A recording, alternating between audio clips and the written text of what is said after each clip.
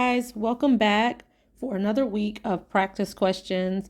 This week, we've been getting all into the abdominal pain and the quadrants, covering everything: cholecystitis, pancreatitis, appendicitis, diverticulitis. So on Work It Out Wednesday, I'm coming with the practice questions to test your knowledge, right? So let's get into a few of them for today. All right. The first question states, a 67-year-old male presents to the office complaining of pain to the right upper quadrant and frequently vomiting. How should the nurse practitioner assess to confirm a diagnosis? All right, I'm going to give y'all a second. Y'all read the question, look over those answer choices, tell me what you got in the comments, and then I'll go over the answer.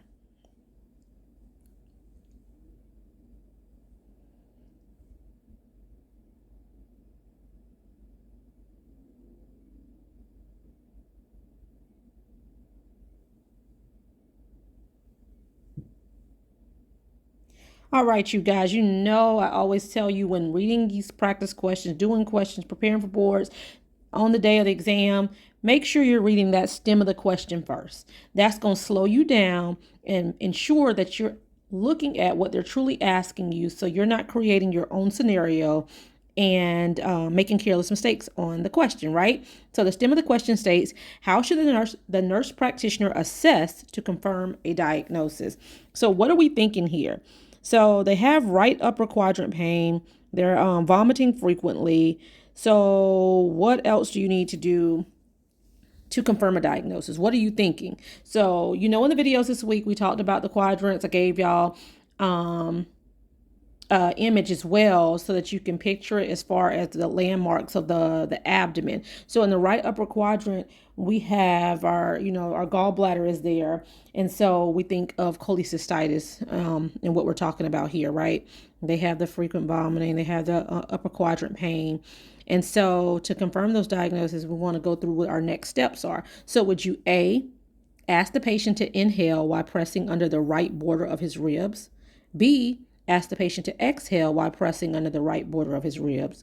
C, massage under the patient's umbilicus. Or D, have the patient inhale while lifting his right leg and assess for any pain. So the answer is A, because that describes Murphy's sign, right? Remember that Murphy's sign is a diagnostic assessment that we can do to confirm our diagnosis of cholecystitis. And remembering that under that right subcostal border, you'll have the patient to inhale while you have your hand there pressing, and it will be positive if they have if they experience pain. Okay.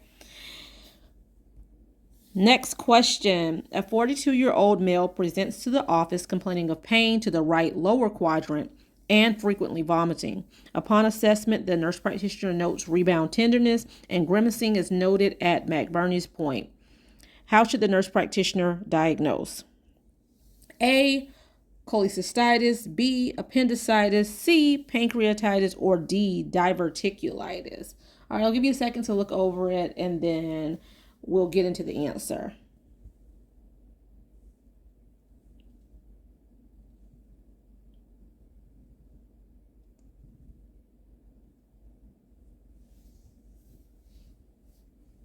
All right, so stem of the question, it should say, you guys, how should the nurse practitioner diagnose? It just says nurse practitioner diagnose.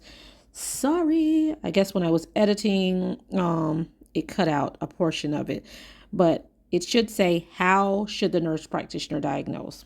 Y'all give me some grace. All right. So if we're figuring out how they should diagnose, we need to go back and look at how they present, right? All right, so with our assessment, the patient is saying they have right lower quadrant pain. Then they also have frequent vomiting.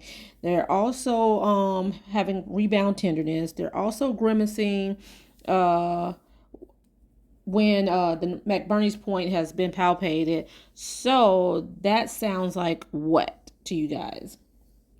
The answer is B, appendicitis. Remembering the appendix is located in the right lower quadrant.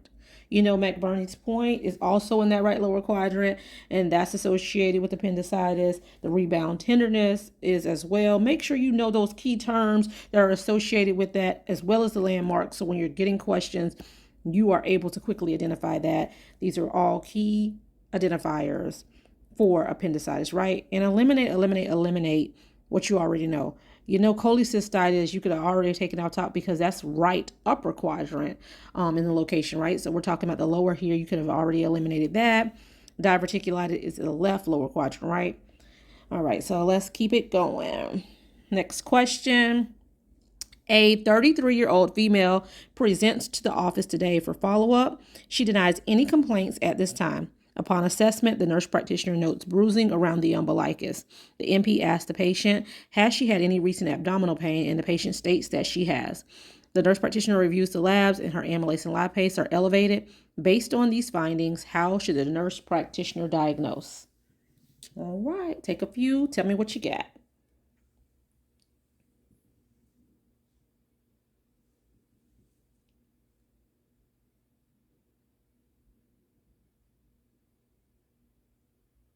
All right, reading that stem of the question first.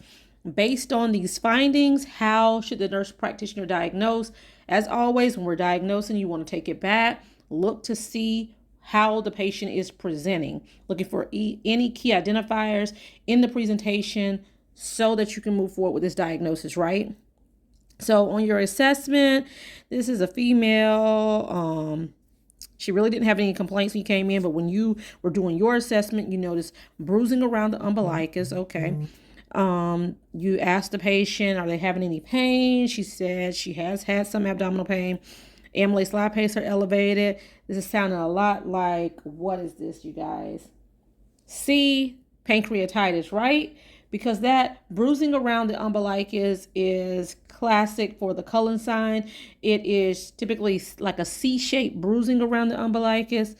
Amylase and lipase are labs that can be utilized when testing for that. They will be elevated. And pancreatitis as another confirmation. She also stated she did have abdominal pain. Pancreatitis, you know, we talked about in our previous video that the pancreas is found in the right and left upper quadrant. So typically they just complain of abdominal pain, okay?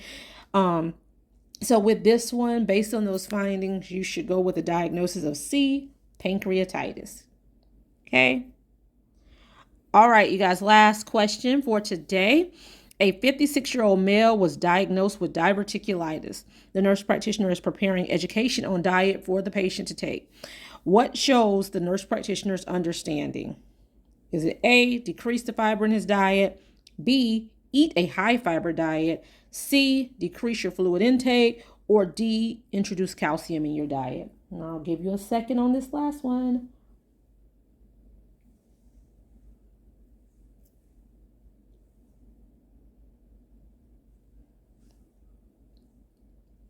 All right. So the stem of the question states, what shows the nurse practitioner's understanding? So we're trying to look and see what is correct, what makes sense. What would you tell your patient to do diet-wise if they have diverticulitis? Would you decrease their fiber? No, you can strike that, right? Would you tell them to eat a high fiber diet? So the answer choice for this one is B.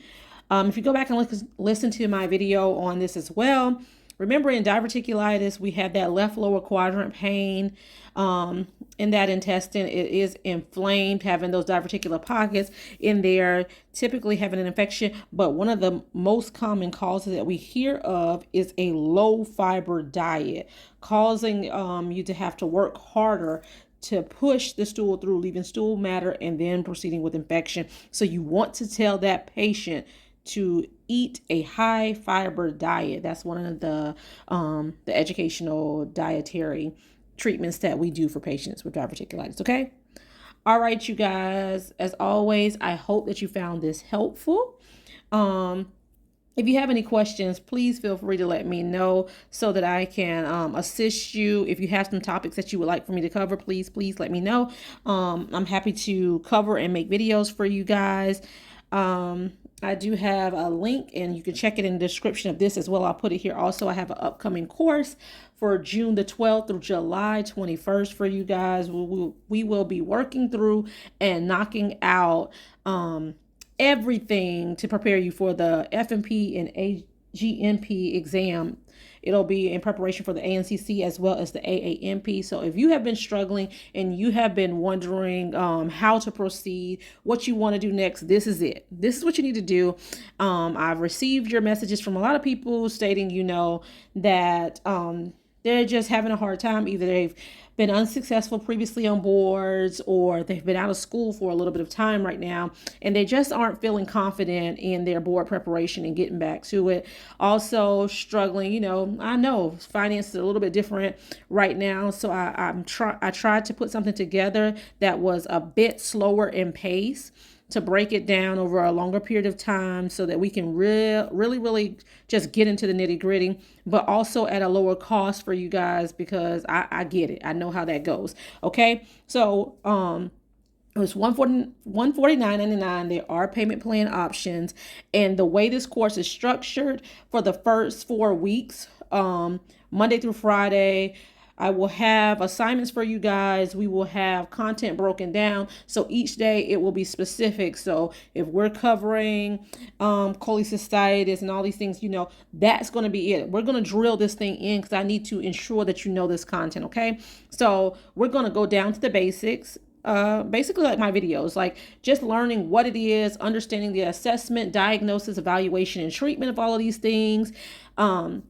Really getting into each one of those. Then I'll give you assignments, and trust my process. I promise you I'm doing this for a purpose and a reason, to help you retain the information. So I will give you assignments. Make sure that you're able to fully engage and be a part of this for your success. Okay.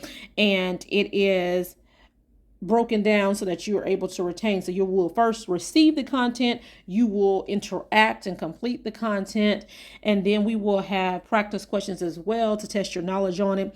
Weekly, I will do live sessions doing practice questions with you guys.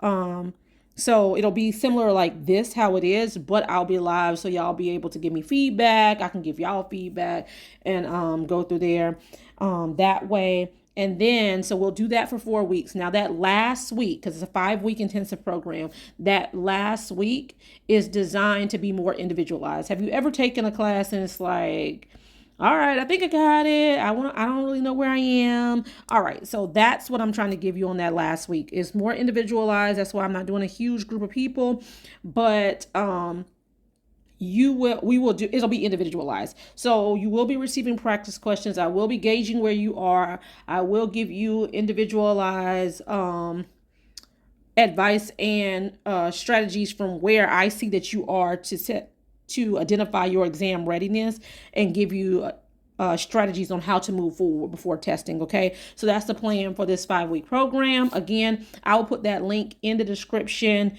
if you would like to join us. There's 35 slots, and then I'm capping it there. Okay, you guys. All right. If you found this helpful, please like, comment, and subscribe.